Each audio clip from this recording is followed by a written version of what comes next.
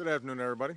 Over the past few days, American forces have successfully conducted targeted airstrikes to prevent terrorist forces from advancing on the city of Erbil and to protect American civilians there. Kurdish forces on the ground continue to defend their city, and we've stepped up military advice and assistance to Iraqi and Kurdish forces as they wage the fight against ISIL. At the same time, we've continued our daily humanitarian efforts to provide life-saving assistance to the men, women, and children stranded on Mount Sinjar, and deployed a USAID disaster assistance response team to help.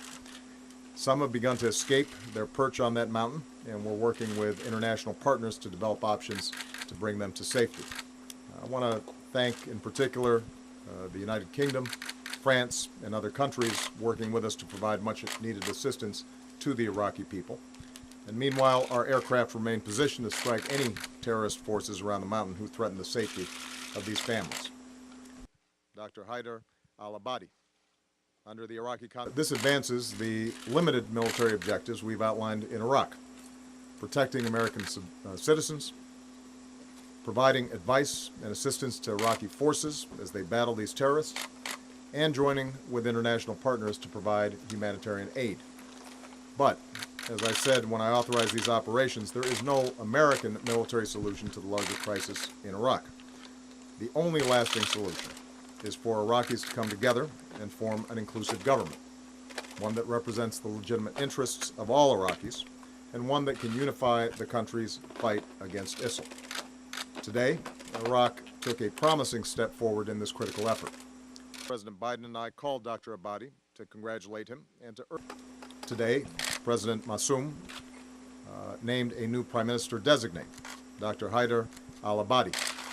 Under the Iraqi Constitution, this is an important step towards forming a new government that can unite Iraq's different communities. Earlier today, Vice President Biden and I called Dr. Ibadi to congratulate him and to urge him to form a new cabinet as quickly as possible. All Iraqis. I pledged our support to him, as well as to President. And these have been difficult days in Iraq, a country that's faced so many challenges in its recent history. And I'm sure that there will be difficult days ahead.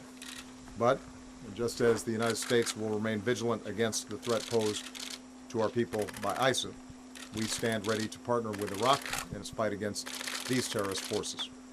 Without question, that effort will be advanced if Iraqis continue to build on today's progress and come together to support a new and inclusive government.